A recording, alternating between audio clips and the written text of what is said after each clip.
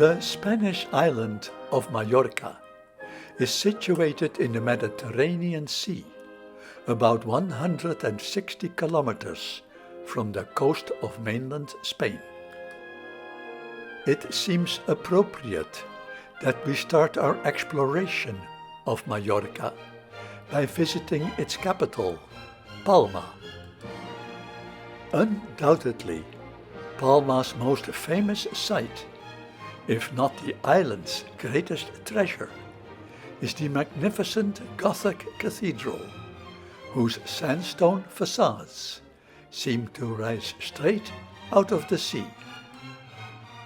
Legend has it that when King James I of Aragon was sailing towards Mallorca, he vowed that if he landed safely, he would build a great church in honor of the Virgin Mary.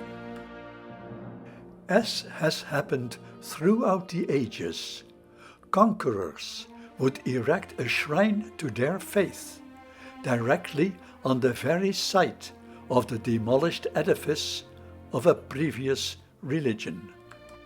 Thus, on New Year's Day of the year 1230, the day after the fall of Palma, the foundation stone was laid on the site of the city's main mosque. The main portal is dedicated to the Immaculate Conception, as depicted on the tympanum. The statue of the Virgin Mary is surrounded by 15 biblical symbols referring to her. While the building is 121 meters, 365 feet long, inside, the length of the central nave is over 75 meters, 230 feet, and over 19 meters, 60 feet in width. That width doubles when adding the two side aisles. The height of the nave is a staggering 43 meters, 130 feet. The feeling of space and structural lightness is partly due to the slender octagonal columns, of which there are only 7 per side, as they are widely spaced.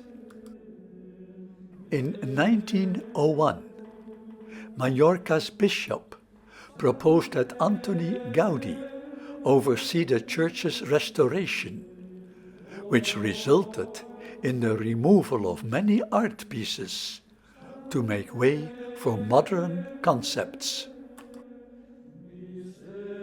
From 2001 until 2006, contemporary art again became controversial.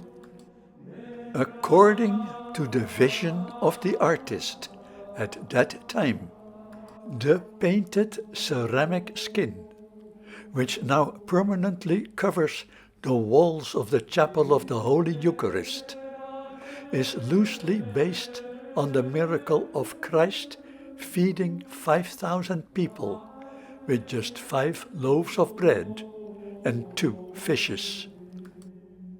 The swirling shoals of fish and rolling waves are supposed to remind us that the cathedral sits on the shore of the Mediterranean Sea. There are many beautiful chapels in the church. In the Chapel of the Holy Christ of Souls is this magnificent work of art showing Christ dressed in vivid red and blue, talking to his admirers. In the Chapel of Saint Joseph, the statue of Saint Joseph is placed in the center. The gilded wood neo-Gothic altarpiece was blessed in 1886. The Baroque altarpiece in the Chapel of Saint Sebastian, patron saint of Palma, was designed in 1711. The statue shows the saint tied to a tree and pierced with arrows, as it was the way he was supposedly martyred. The complete rear wall of the chapel of Saint Benedict is filled with Baroque gilded wood carving. This work, from 1723, shows Saint Martin giving half of his cloak to a pilgrim. The superb painting of the Deposition of Christ hides the original altarpiece, damaged in the chapel behind it. The Corpus Christi chapel was initially dedicated to Saint Matthew and subsequently to the Sacred Heart of Jesus, hence Corpus Christi. The complete Baroque artwork of gilded wood was completed around 1641 by sculptor Jaume Blanquer, who was buried behind the altar. In the center of the altarpiece is a wonderful scene of the Last Supper. A higher tableau above the Last Supper shows the Christ child being accepted by the elders inside the temple. This chapel contains the tomb of the first bishop of Mallorca. On the left is the vestibule of the sacristy of Vermilion, the old sacristy built in the 14th century. The vestibule used to contain the chapel of Saint Catherine. Palma is Mallorca's vibrant capital and the largest city on the island. As a matter of fact, half of the island's population lives in Palma. The city was named after the Roman city of Palmyra, which was founded here around 120 BCE. Roman artifacts are still discovered near the cathedral. There is also evidence of a Byzantine presence after the Roman period. Although the Moors landed on the island around 708, strict Islamic control of the city did not begin until 900. That lasted until 1229, with the arrival of James I of Aragon. East of Palma, in the mountains south of Algaida, on a 548-meter high hill, stands a gracious monastery, the Santuari de Nostra Senora de Cura, Our Lady of Healing. The sanctuary is close to the cave where Ramon Llull found illumination. Ramon Llull, who lived from 1232 to 1316, was a philosopher, poet, missionary, theologian, and thinker, who wrote books in both Latin and Catalan. While he did travel a large part of Europe, he lived an isolated existence in the cave where he received enlightenment. Although it still is a place of solitude and contemplation, the sanctuary is now also a hotel with 33 comfortable rooms and a superb kitchen. The vast terrace offers a fantastic view of the island. Mallorca is known for its many windmills, such as this one in El Gaida. The mills that were used to grind grain and pump water are recognized by their wooden vanes and peaked caps. Dating back to the 17th century, they form part of the island's heritage. The government has decided to restore and preserve those that remain. Just east of Algaida, near Montuiri, is an interesting archaeological site, the Taliot village of Son Forné. Taliots are Bronze Age structures made with big or middle-sized rocks or stones. Some structures, which looked like conical towers, could be up to 9 meters, 28 feet high.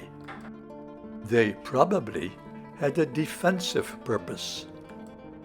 Sanctuaries within the village were small, and their interiors had only one single column in the center. One of the taliots in this village has a diameter of 17 meters, 50 feet, the largest in Mallorca. The Taliot culture, or period, pretty well ended with the conquest of the Romans around 250 BCE. A massive broad stairway leads up to the imposing parish church of St. Michael in the small town of Felanit. Situated just 48 kilometers east from Palma, Felanit is the center of one of Mallorca's wine-producing regions. On the facade, underneath the large rose window, is a carving of the Archangel Michael, standing on the head of the devil. Southeast of Felanit, the sanctuary Mare de Deu de San Salvador, dedicated to the Virgin Mary, is sitting on a hill 507 meters above sea level. Originally, pilgrims had to scale a narrow path to the summit, but in 1961 a new road was built, making it possible to drive to a large car park at the foot of the 7-meter-high bronze statue of Christ the King, erected in 1934. The Sant Salvador Monastery was founded in 1348, around the time of the Black Death, when it was believed that altitude would keep the disease at bay. Other than the priest's choir, the inside of the main chapel is rather simple. Interesting details on either side of the altar are the candelabra. The monastery was the senior house of Mallorca's monastic order, and the last to lose its monks in 1992. From the roof, one has a splendid view of the huge cross, which was dedicated in 1957. Traveling up the east coast, one comes to the seaside town of Porto Cristo, a favorite holiday spot with a nice natural harbor, framed by low cliffs and ending with a beautiful sandy beach, a delight for sun worshippers. Nearby are some interesting caves. The Caves of Drac extend to a depth of 25 meters, 75 feet, and are around 1200 meters in length. The caves were formed by water being forced through an entrance from the Mediterranean Sea. The caves were first explored in 1896. The formations and colors within the caves are truly astonishing. The caves are beautifully preserved and illuminated thanks to a Catalan engineer known as the Wizard of Light. There is a lake in one of the caves, Lake Martel, named after the Frenchman who first explored the caves in 1896. At 115 meters, 350 feet in length, and 30 meters, 90 feet in width, it is considered the largest underground lake in Europe. Moving inland, it is worthwhile to briefly stop at Petra, where through the arches surrounding the rectory's garden, you will see the Church of St. Peter, one of the largest in Mallorca, started in 1583 and completed in 1766. Once inside the church, you again will encounter some of the finest religious art. The main choir and altarpiece are particularly worthy of attention. Mallorca is overwhelmingly Catholic, and every town has a church containing precious art pieces in the form of religious paintings, sculptures, or frescoes. Take this Pietà, for example. It is of special interest that Petra is the birthplace of Saint Junipero Serra, a Franciscan friar who in the 18th century founded the first 9 of 21 Spanish missions in California. On any day of the week, there is a market in a town or village somewhere on the island. The small rural town of Sineu comes alive every Wednesday morning with a traditional country market. The Sineu market is the oldest and most famous of the island, created by King James II in 1305. It is the only market where one can still buy all types of live animals. But one has to arrive early to catch the sounds coming from the livestock market, where farmers will haggle over the price of sheep. Arrive late, and you will find the farmers having their morning coffee, while the women purchase the food needed for the coming days. You will find bowls and buckets full of olives, and plenty of fresh fruit and vegetables. And let us not forget a treasure trove of the most delicious cheeses. Also, if you need a colorful dish for your condiments, here is the place to shop. Ultimately, there is a wide selection of bags and purses to carry your purchases or keep your leftover cash. The main entrance to the 16th century church of Nuestra Señora de los Ángeles is guarded by the bronze winged lion of Saint Mark, patron saint of Sineu. A most fabulous work of art is the 17th century Baroque altarpiece, dedicated to the Mother of God, with 8 pairs of columns and 15 paintings of the Virgin's mysteries. The Virgin, shown with her child, is surrounded with roses. The transept of this single-nave church is surmounted by a large dome with an octagonal base and covered by a star vault, the result of an 1880 addition. There are some interesting stained glass windows, including some contemporary ones.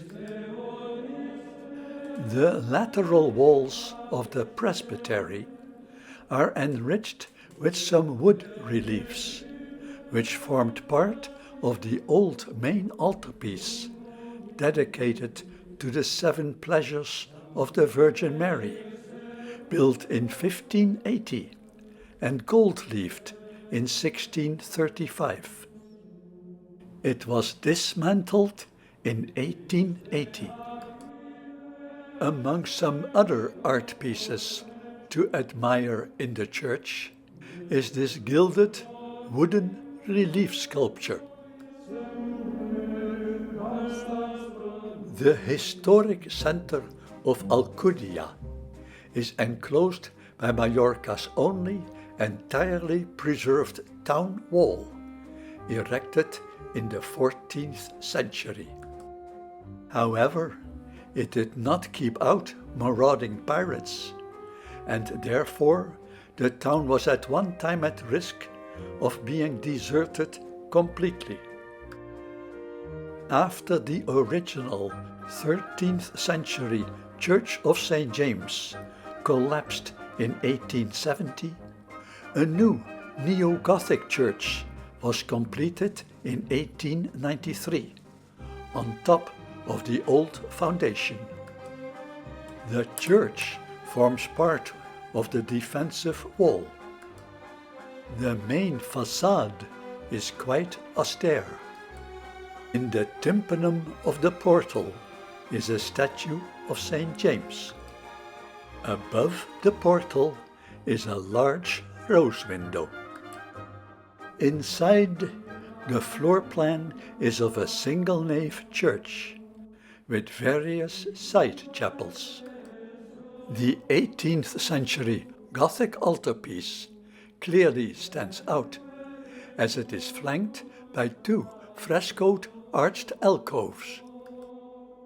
The image of St. James is in the center, and St. Peter and St. Paul are on either side. In between are 8 panels depicting scenes of the New Testament. Construction of the Baroque Chapel of the Holy Christ started in 1675. The 15th century sculpture of Christ on the cross is in the center. A legend says that in 1507 the statue sweated blood and water, putting an end to a period of drought. Above the cross is a scene depicting the baptism of Jesus. Such exquisite artwork. In the chapel of Our Lady of Carmel is a Gothic altarpiece with various images of the Virgin in multiple tableaus representing the mysteries of the Rosary. In the center is a large sculpture of the Virgin carrying her child. It is definitely worthwhile to look at the many delicate scenes surrounding her.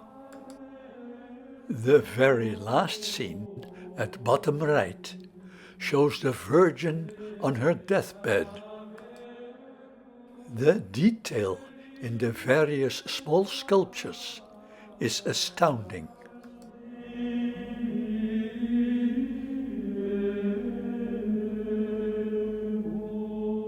To the west of Alcudia, in the Tramontana Mountains, is the picturesque town of Pollença.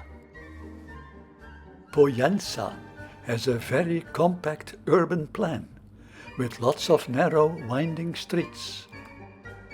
One street, lined with many shops and cafes, consists of 365 steps, leading in a straight line up a hill to a small church, the Calvary Chapel.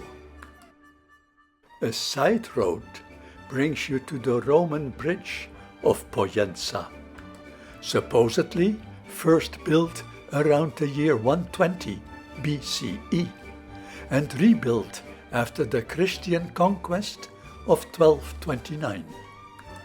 It is claimed that the river was diverted by the Romans to provide crucial water for their settlement. The bridge spans the torrent St. George, now a dry riverbed. On Pollença's main square is the Baroque church of Our Lady of Angels, completed in 1790. Yet it was the Knights Templar who built the first church here in the 13th century. Although the present church has a sober facade, the inside is a different story. In the semi-circular apse stands a gorgeous altarpiece, brought over from a nearby Jesuit church after the expulsion of the order in 1767.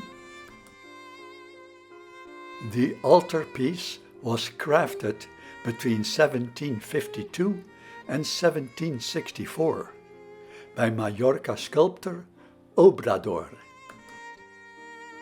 The barrel vault of the nave is covered with many detailed frescoes, which are rather well preserved, although one can certainly tell that they are hundreds of years old.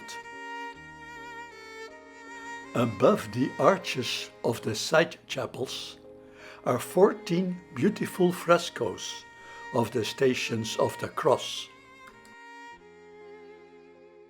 Driving through the mountains in the northwestern part of Mallorca is a fantastic experience. Nature here is wild and stunning. This region is dominated by the Tramontana mountain range, whose highest peaks reach up to 1400 meters above sea level.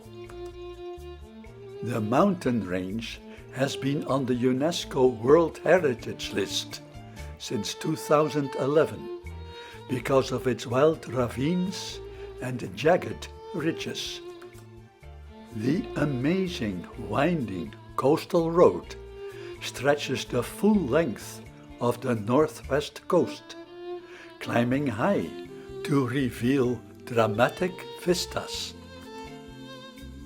About halfway between Pollença and the town of Sóller is the sanctuary de Luc. This monastery is located at an elevation of 525 meters, 1600 feet above sea level. In the courtyard is a statue of Bishop Campin, one of the great patrons of the monastery. The sanctuary has been a place of pilgrimage for more than 700 years. The present church, built in the Renaissance style, was finished in 1691.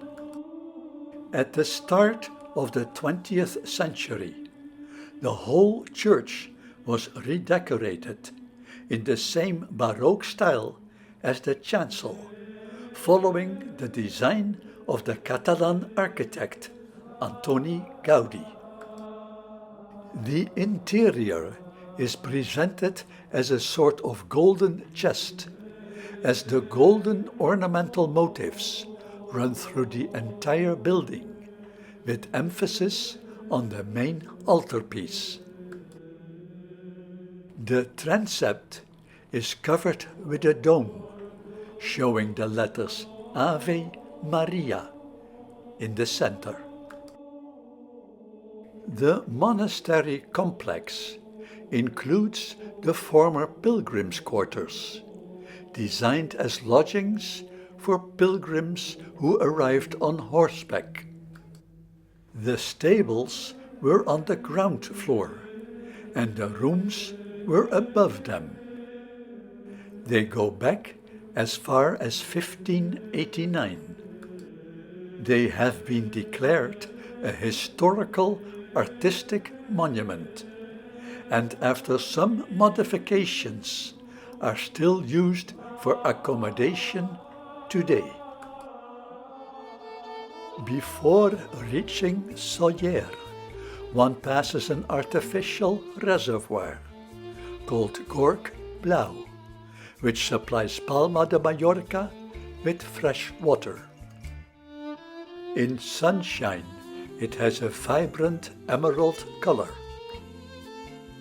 About 3 kilometers inland from the coast, the small town of Soller is set in a vast basin of the Tramontana Mountains, known as the Valley of Gold, because of the thousands of olive trees that provide a valuable crop of olives and olive oil. The main square of Soller is the beating heart of the city, lined with numerous bars and cafes. It is a great spot to enjoy a drink or savor a well-prepared paella, Spain's national dish of saffron rice, meat and seafood. A vantage tram linking the town of Soller with the port of Soller rolls right through the bustling humanity. The tram is a tourist attraction in itself.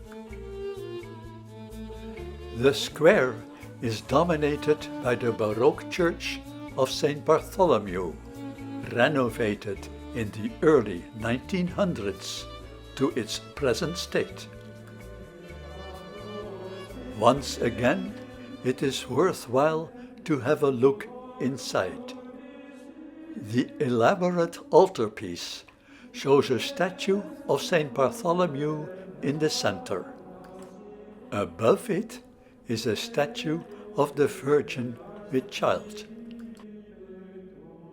At the opposite end of the church is the large rose window, unusual in its choice of glass motifs.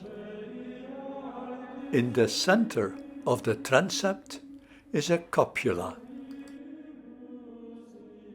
Several bright and gilded side chapels are worth admiring for their exquisite art. As with almost all Catholic churches, the works of art are outstanding. Either the finest craftsmen of the era were commissioned by the church, or pious artists would produce the art pieces out of sheer devotion. Fortunately, many of these works were preserved for posterity.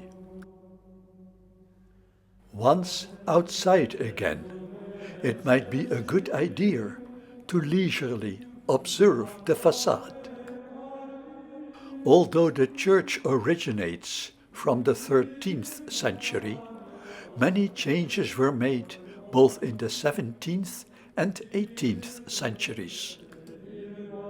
In 1904, a disciple of Antoni Gaudi, who was commissioned to renovate the church, created this modernist front. Above the large rose window rises a tower of unusual proportions. Now it is time to hop on that tram that will take you to Port de Soller, built around a beautiful horseshoe bay. The bay is lined with a sandy beach along the entire northwest coast. Due to its geographically isolated position, Port de Sóller has a rich seafaring history, trading goods by sea rather than by road. The place still feels like a working fishing harbor at its heart, and you will find plenty of seafood on the local menus. On one side, the quay is lined with dozens of restaurants, cocktail bars, and some shops, with the occasional hotel tucked in between. On the water side, hundreds of yachts and fishing vessels vie for a place to moor. The bay is a peaceful haven for numerous pleasure craft.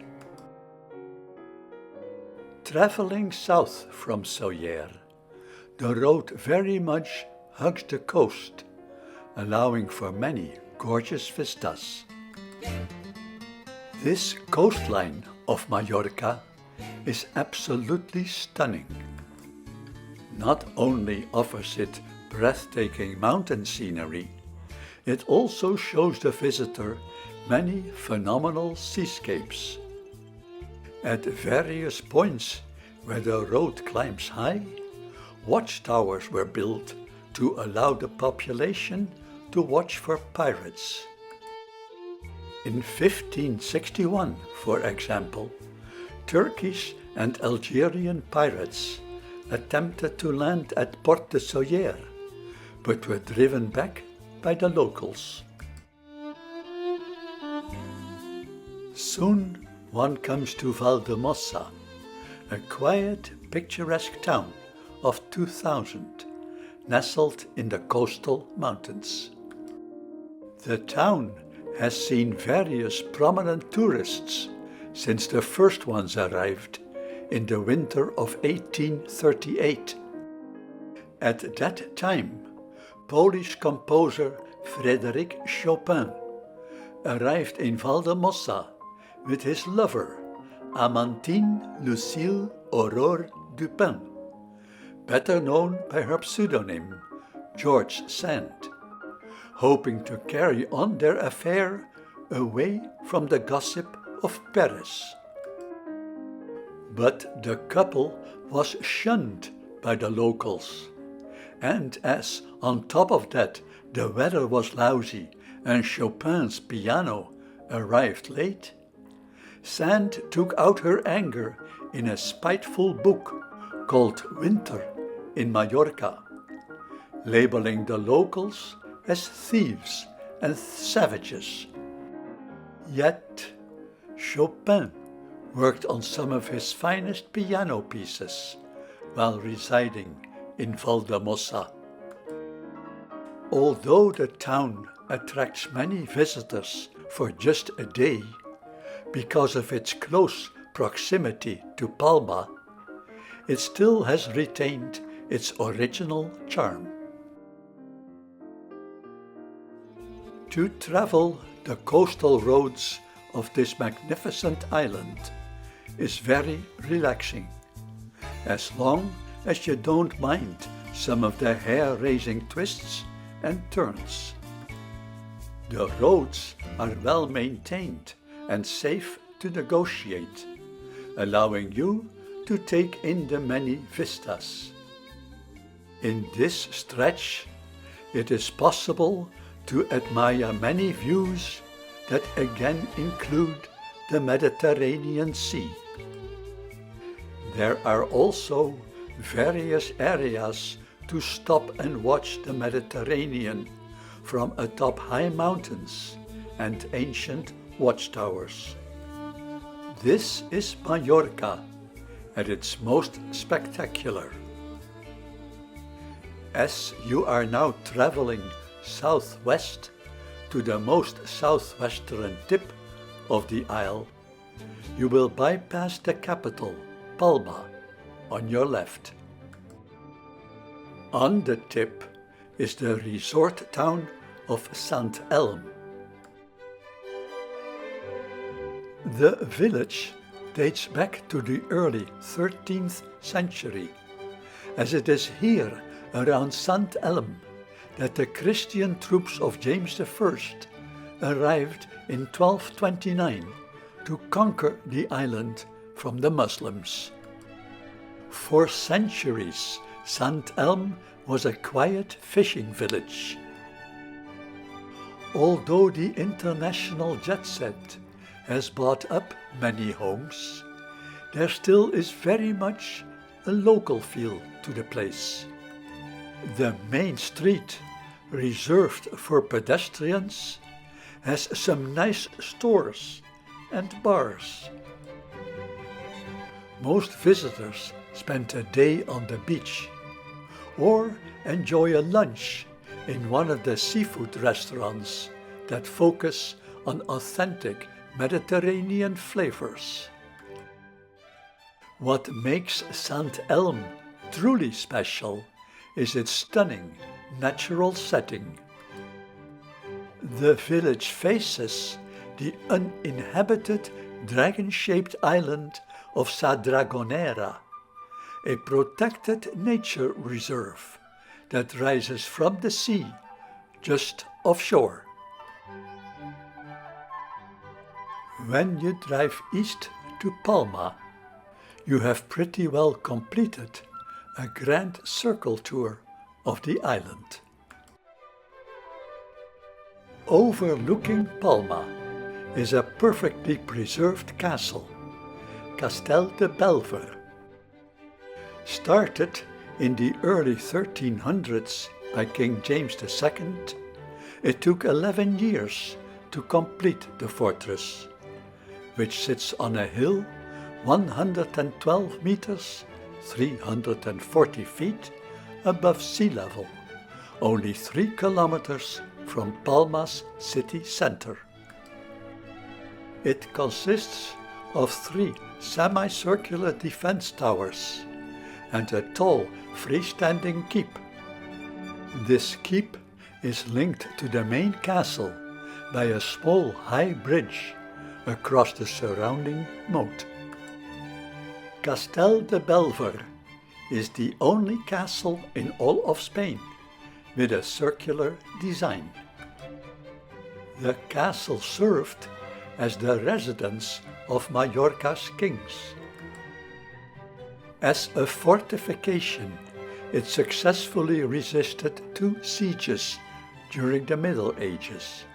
The first one in 1343 during the reign of Peter IV of Aragon, and the second in 1391 during an anti-Semitic peasant revolt. The castle only fell into enemy hands once, in 1521. Eventually, it was used as a military prison throughout the 18th to mid-20th century.